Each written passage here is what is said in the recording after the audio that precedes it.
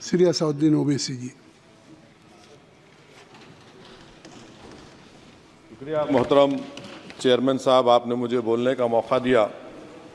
मैं शुरुआत में बताना चाह रहा हूं कि मैं हुकूमत की तरफ से लाए गए इस रेजोल्यूशन की मुखालिफत में बोल रहा हूं और मैंने अमेंडमेंट्स भी दिए हैं प्रेजेंट एड्रेस के लिए। और चेयरमैन साहब, आप उर्दू को जानते हैं। किसी एक शायर ने शायद बरसर इक़्तिदार जमात के लिए ये शेर कहा होगा कि उसूल बेचकर मसनद ख़रीदने वालों, निगाह अहले वफ़ा में बहुत हक़ीर हो तुम। वतन का पास तुम्हें था न होगा कभी कि अपने हिर्स के बंदे हो, बेज़मीर हो तुम। इज़्ज़त नफ्स किसी शख्स की महफूज नहीं, अब तो अपने ही निगहबानों से डर लगता है।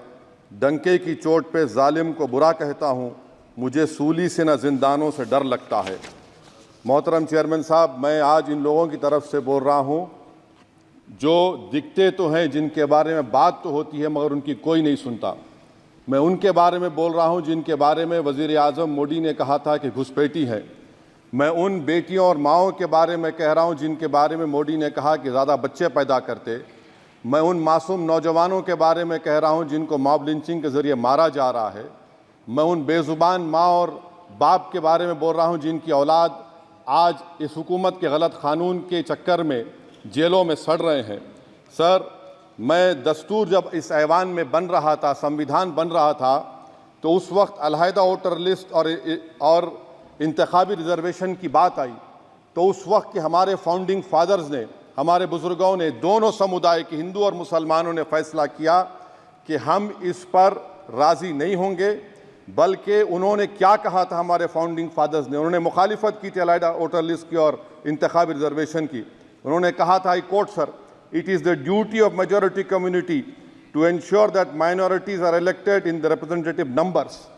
बीजेपी मुसलमानों की नफरत पर जीतती है और मुसलमानों के नाम निहाद मसीहा मुसलमानों के 90% ज़्यादा वोट हासिल करते हैं, मगर फिर भी इस ऐवान के दरवाजे नहीं खुलते मुसलमानों के लिए और सिर्फ 4% मुसलमान जीत कर आते हैं। सर, संविधान सिर्फ एक किताब नहीं है जिसे चूमा जाए, संविधान एक किताब नहीं है जिसे दिखाया जाए, संविधान एक सिंबल भी है, मगर संविधान एक हमारे बुजुर्गों के ख्वाबों की किताब है।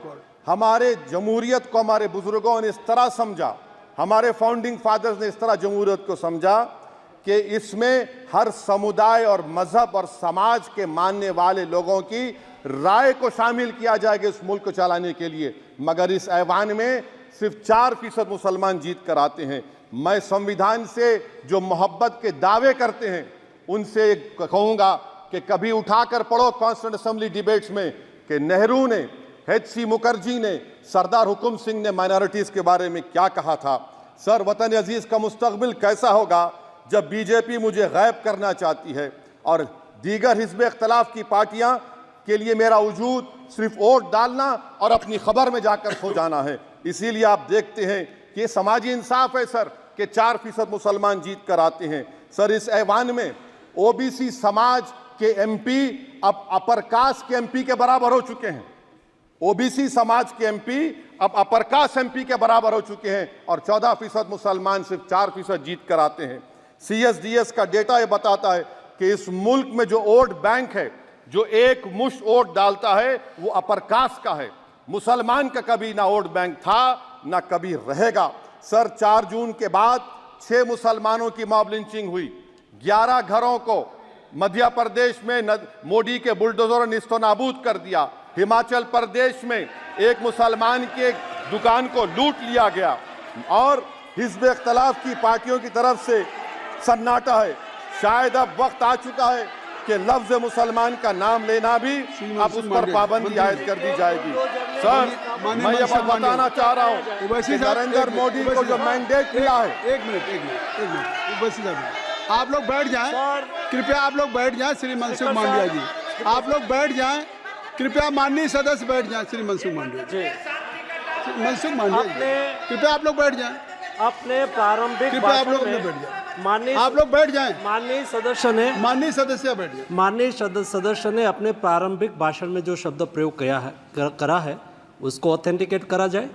और अभी उन्होंने उल्लेख करा कि मोदी के बुलडोजर ने वहाँ मॉब लिंचिंग करा है उसको भी ऑथेंटिकेट करा जाए। निश्चित तौर से इसको ठीक है, ठीक है, ठीक है, ठीक है, ठीक है। उवैसी साहब जब भी कोई बात नहीं सर, आप चेयर पर बैठे हैं जी, इसलिए आप मंत्री जी को पेट में दर्द हुआ, माशाल्लाह, शुक्रिया उनका। नहीं, तो सर मैं ये बोल मंत्री की रहा था, जवाबदेही है अरे ये नहीं मंत्री इससे की बुरी बात क्या है? पेट में दर्द हो सकता है, वो दर्द ये सब ठीक अच्छा है। दर्द हुआ, चलिए दर्द हुआ, दिल का दर्द हुआ। तो सर जो नरेंद्र मोदी को मैंडेट मिला है वो सिर्फ और सिर्फ मुसलमानों की नफरत पर और हिंदुत्व की वजह से मिला है। I would like to say it is not Modi's in dock but every single person voted him despite his anti Muslim voice. And I would like to tell the opposition parties this is not a moral victory for you, this is a victory of majoritarianism. Everyone should contemplate and do introspection. Why is it that the OBCs and the upper caste are getting their due representation? Why are the Muslims not getting? Are we here only to vote for you and not to get elected?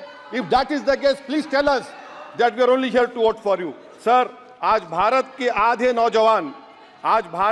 नौजवान बेरोजगार हैं और रोजगार की तालाश, बेरोजगारी का आलम यह है सर कि मोदी सरकार के 5 साल में 75 लाख एस्पिरेंट्स की जिंदगी बर्बाद हो गई, 6 पेपर लीक हुआ।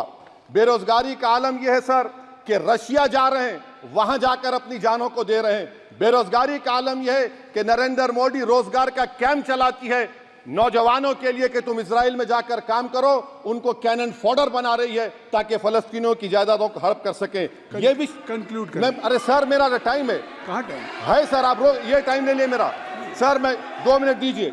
ये विश्वगुरु की पॉलिसी है। इजराइल को 27 टन हथियार जा रहा है। 9 मिलियन भारत के लोग गल्फ में काम करते हैं, क्या असर पड़ेगा? 47,000 इजरायली फलस्तीनी मार चुके हैं। क्या है हमारी पॉलिसी सर? क्यों हथियार दे रहे हैं सर? नस्लकशी हो रही है। सदर जमहूरिया के खुतबे में राष्ट्रपति के सर, मैं उसी पे बोल रहा हूं सर, उसमें लिखा हुआ है फॉरेन पॉलिसी के ऊपर, आप पैराग्राफ नंबर 25 देख लीजिए। सदर जमहूरिया में सैचुरेशन अप्रोच है। क्यों नहीं मोदी सरकार माइनॉरिटीज को तीनों स्कॉलरशिप को डिमांड करती है सर, उसको आपने बजट कम कर दिया। सर बनारस का बुनकर 18 महीने से मंडी का शिकार है, सूरत और बेंगलुरु जा रहा है। सर आखिरी बात कंक्लूड कर रहा हूं, आखिरी बात सर, पनून केस में निखिल गुप्ता, मोदी ने कहा था कि हम घर में घुसकर मारा, तो निखिल गुप्ता को किसने ऑर्डर दिया था पनून को मारने का? अगर नहीं दिया तो उसको बचाइए, और अगर दिया नहीं तो फिर उस पर पीएमएलए क्यों नहीं लगाते? सर समाप्त करो। कमेटी बनाई आपने, उसका क्या हुआ? सर हम एससीओ को नहीं जा रहे। सर मैं आपको बता रहा हूं कि मैं अपनी इस तकरीर को टीपू सुल्तान की नजर, सुनिए सर, अब हो गया खत्म कर रहा हूं सर। मैं अपनी तकरीर को टीपू सुल्तान के नजर कर रहा हूं। ये टीपू सुल्तान की फोटो है, क्या आप इससे भी नफरत करेंगे? सर ये संविधान में टीपू सुल्तान की फोटो है जिस पर वल्लभ भाई पटेल ने साइन किया, श्यामा प्रसाद मुखर्जी ने साइन किया। ये आपकी नफरत है सर। आखिर में मैं अपनी बात को खत्म कर रहा हूं इस शेर पर कि क्या दिन दिखा रही है सियासत की धूप छांव।